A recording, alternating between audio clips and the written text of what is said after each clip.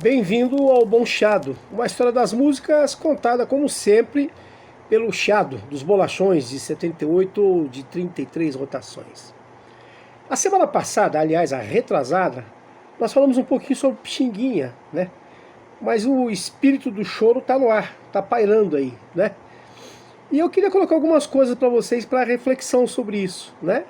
Não seria uma história do choro, que seria ridículo da minha parte, mas algumas coisas interessantes que nos ajudam a entender a evolução do gênero, a fixação do gênero, através de uma cronologia mínima. Eu acho que vocês vão gostar desse negócio aí, né? Bom, a primeira coisa que eu preciso ressaltar aqui é que eu tenho como elemento de referência, né, a figura de Henrique Cases, que além de ser um grande cavaquinista, é um grande pesquisador, uma figura de extremo respeito no meio do choro. Bem? Bom, segundo o Henrique Cases, por exemplo, você tem fases bem distintas no choro. A primeira parte vai de 1870 até o início das reformas urbanas do Pereira Passos, no Rio de Janeiro. Esse é o momento da fixação do gênero. Esse é o momento onde o choro vai fincar raízes e se definir definitivamente como o primeiro gênero musical genuinamente brasileiro. E aí destacam-se figuras fundamentais. A Chiquinha Gonzaga, o Ernesto Nazaré, o Anacleto de Medeiros e o Calado, não é? O Joaquim Antônio da Silva Calado. E isso já afasta logo de cara a ideia de que o chorão é um músico espontâneo, amador. Não, absolutamente não. Não é? Todos eles tiveram uma sólida formação cultural, musical. Não é? A Chiquinha Gonzaga, por exemplo, teve toda uma instrução formal como pianista enquanto jovem adolescente. Passou pelo filtro de teatro de revista, que era um filtro muito duro, muito seletivo. O Ernesto Nazaré, quando criança, tinha a chamada cultura pianística, que é uma referência de europeização das relações. Teve como professor o francês Lucien Lambert, né? O Anacleto de Medeiros foi o fundador da banda do Corpo de Bombeiros do Rio de Janeiro, que era um verdadeiro celeiro de chorões, né? Aliás, ele funda essa e outras bandas, e rege-as quase todas, e escolhe os músicos.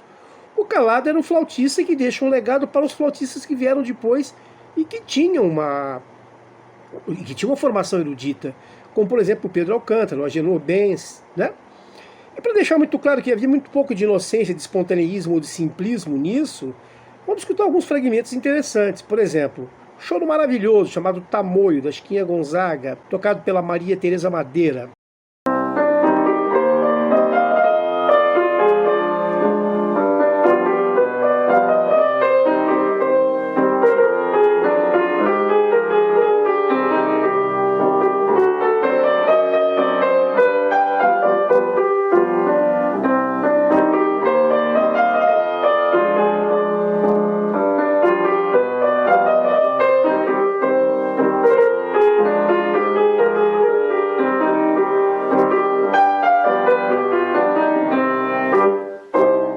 Reforçando, vamos escutar agora o Odeon, não é?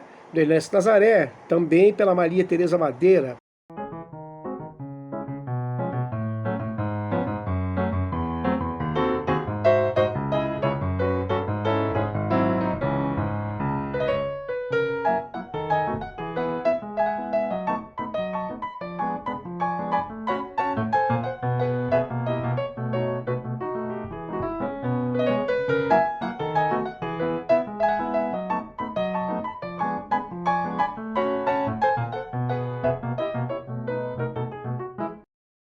Vamos escutar agora um choro maravilhoso chamado Caprichosa, com Luciana Rabelo, do Joaquim Antônio da Silva Calado.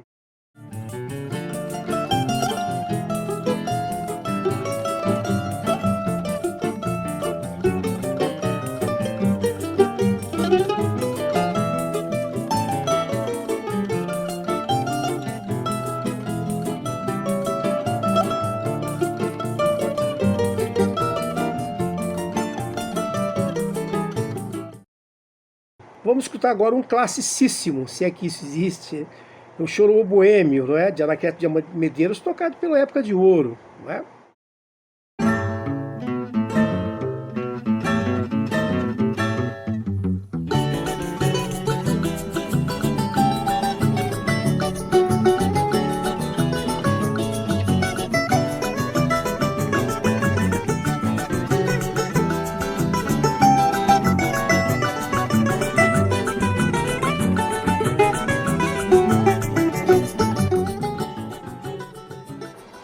bem, e aí fica uma questão, para mim, pelo menos. Caberia uma quinta pessoa nessa história? Para mim, sim. E quem seria essa quinta pessoa? Zequinha de Abreu. Né? Eu acho que o Zequinha de Abreu tem os mesmos recursos musicais, tem a mesma beleza estética, tem a mesma importância enquanto compositor. Bem provavelmente ele esteja fora deste grupo por ser paulista, né? Não por ser paulista, mas por não viver no Rio, não estar no Rio, não nascer no Rio. Muito bem. Nessa primeira fase, onde se tocava choro? Nos grêmios estudantis e literários, nos clubes e ranchos carnavalescos, até porque não havia um espaço específico para tocar choro. Onde se tocava lundu, modinhas, cançonetas, né? Agora, além dos figurões, dos medalhões, você tinha aqueles chorões que emergiam das camadas populares, a chamada gente simples, né? O Paulinho Sacramento, o Pedro Galdino, o Albertino Pimentel e o Irineu de Almeida. Esse é um cara muito importante. O Irineu de Almeida também era conhecido como Irineu Batina. Por que Batina? Primeiro, ele usava um sobretudo escuro até o joelho, não é? Aquele calor tórrido do Rio de Janeiro, e ele nunca abriu mão dessa roupa, não é? A segunda coisa, ele era um dos últimos tocadores de Ophicleide, que é um instrumento que não existe mais. Até porque, na dinâmica da evolução da coisa, o Ophicleide vai sendo substituído, foi substituído, principalmente pelo violão de 7 cordas, não é? A terceira coisa é que ele era professor do Pixinguinha, né? O que não me parece ser pouca coisa. Tá bom, bastaria isso para ele passar para a história, mas não, ele era sobretudo um grande compositor, né?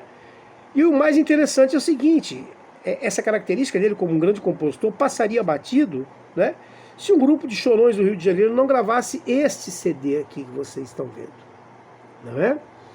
E tem uma música aqui, tem um choro aqui chamado Mariana em Sarilho, que se você escutar, você vai dizer, bom, mas isso é Pixinguinha. Não, não é Pixinguinha. É Irineu de Almeida.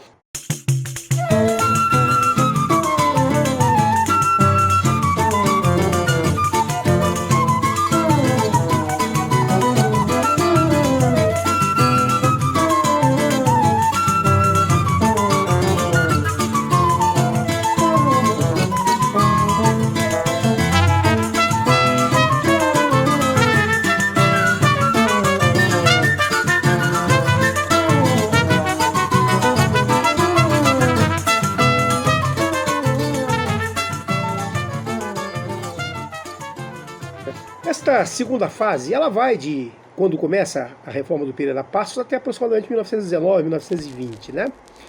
E é uma fase muito traumática por uma série de coisas. Primeiro, o caráter da reforma urbana do Rio de Janeiro, né? É um caráter eurocêntrico, é um caráter eugenista, é um caráter baseado no darwinismo social, tem um caráter de jogar para fora, jogar para os subúrbios distantes, para as encostas dos morros, a população miserável, né? Retirá-la da zona portuária, retirá-la do centro da cidade de uma forma geral. Isso vai destroçar o tecido social que dava sustentação às rodas de choro que começavam a nascer, empurrando grupos para os mais distintos pontos, que dificultava o encontro dos grupos de chorão. Bom, outra coisa dessa fase é o cinema mudo, a entrada do cinema mudo no Brasil, né? Por quê? Porque abre espaço para que muitos músicos tenham agora uma nova frente de mercado de trabalho, né? E de preferência os criativos, os que tivessem sensibilidade em relacionar o que estava se passando na tela com o seu desempenho no piano, né? E claro, um elemento fundamental é a chegada da indústria fonográfica aqui em 1902. É claro que a indústria fonográfica que desembarca aqui de matriz americana, ela não traz apenas a busca de registros de música popular brasileira. Ela desembarca com todo um arsenal. Ela desembarca aqui, obviamente, com todo um conjunto de produtos musicais para colocar no mercado aqui. O que é que se curtia nos Estados Unidos naquele momento, né? Os cakewalks, two steps, foxtrot, os only steps, né? É isso que vai chegar aqui. Então isso vai desvalorizar um pouco o choro, vai criar uma situação de concorrência, de intimidação até, né? E o mais irônico disso é como é que o Pixinguinha logo percebe isso e logo dá uma espécie de resposta, né? Ele compõe um One Step, chamado One Step, não é? Que é de uma beleza maravilhosa, é uma peça para piano assustadoramente bela. Você vai vê-la aqui com o pianista americano Cliff Corman, com um cavaquinista Henrique Cases, esse que eu falei para vocês aí.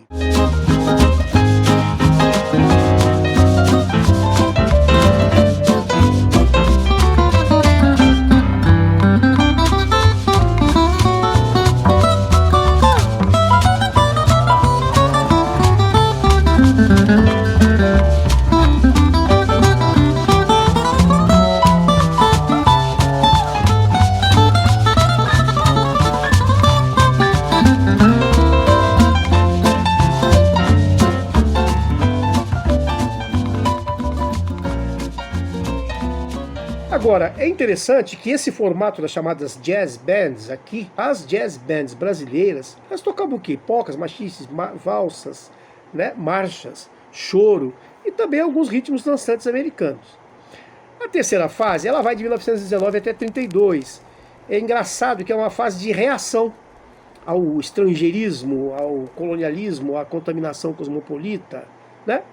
E que revela grupos interessantes, como os Oito Batutas e muitos nordestinos que descem para o Rio de Janeiro, que dão uma contribuição cultural enorme, né? Por exemplo, os Turunas pernambucanos, os Turunas da Mauricéia, que trazem, por exemplo, o Percy Milando e Augusto Calheiros. Esses grupos eles não têm vínculo nenhum com a matriz da indústria cultural americana. Pelo contrário, eles cantam espontaneamente os cantos da região deles.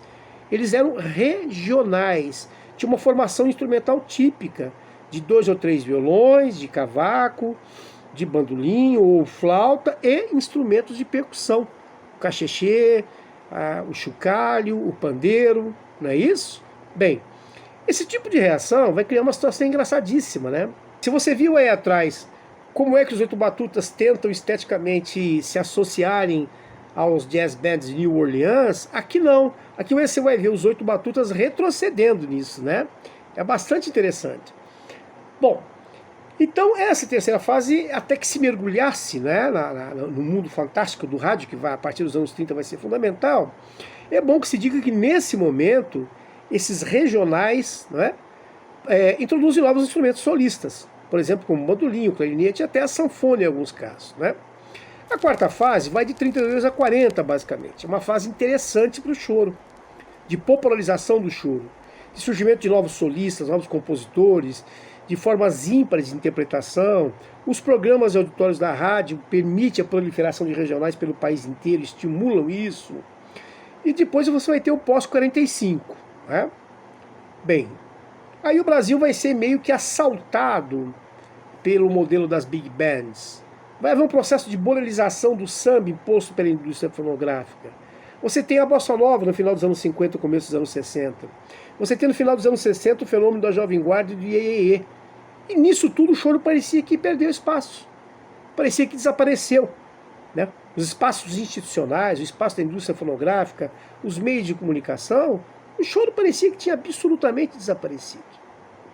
Até que em 1977, por iniciativa e proposta do produtor cultural Marcos Pereira, que era dono de uma gravadora absolutamente importante para a história cultural do país, propõe à Rede Bandeirantes de Rádio e Televisão a institucionalização do primeiro concurso nacional de chorinho, né? Que na verdade não é o primeiro concurso nacional de chorinho, porque já havia ocorrido outros concursos de chorinho, inclusive no Rio de Janeiro.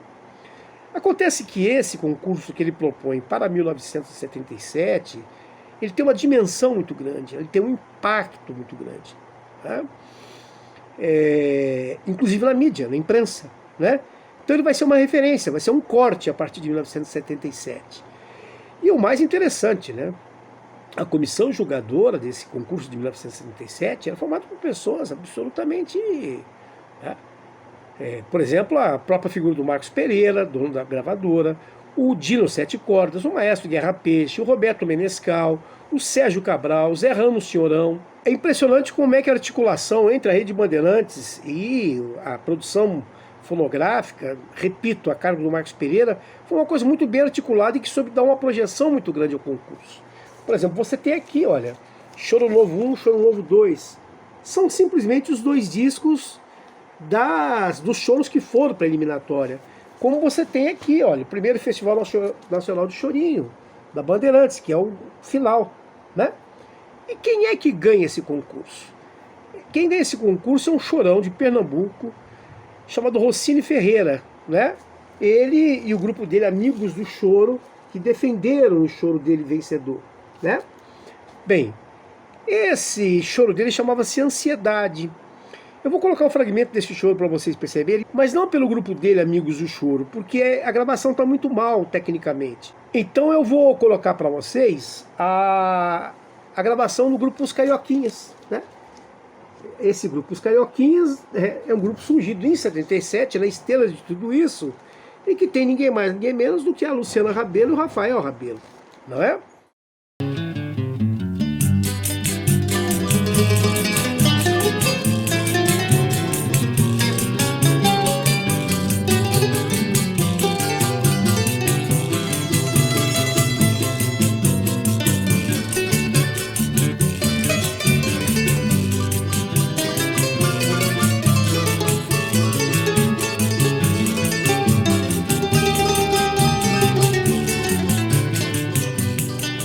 acontece o óbvio no festival com essa característica, né?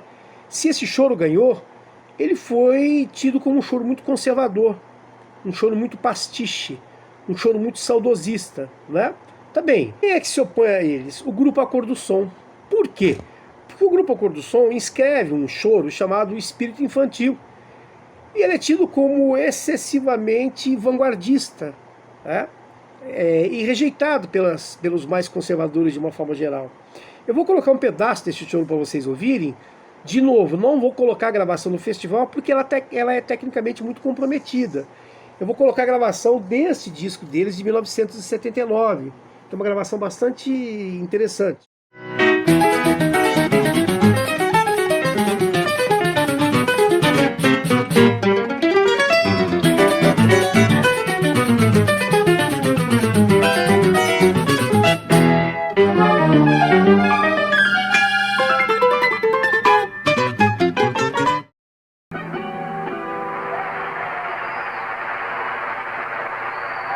Bem, eu fiz questão de colocar esse pedaço de filme para vocês, que é do Teatro Bandeirantes, onde se realizava o festival, porque aparece uma cena muito icônica, não sei se vocês perceberam, né?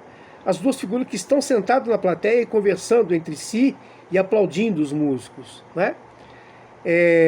Você tem o autor da letra do segundo hino nacional brasileiro, né, que seria o Carinhoso, né, que é o João de Barro, o Braguinha, conversando com o Paulinho da Viola, que certamente é a única figura que tem trânsito livre na ponte que une o samba ao choro. É aceito dos dois lados com a mesma dignidade. E o mais engraçado para dizer isso é que em 1976, parece que prevendo isso, o Paulinho da Viola produziu 2 LPs, né? Memórias Chorando, está aqui, e Memórias Cantando, está aqui, não é? Onde ele mostra a excelência dele nos 2 gêneros de uma forma geral. Mas espera um pouco. Nós estamos falando dos concursos, da imprensa, nós estamos falando do espaço institucional, da indústria fonográfica, quem tem o pioneirismo, quem grava o quê, mas será que não havia uma forma subterrânea de resistência do choro? Pelo menos no Rio de Janeiro, tinha.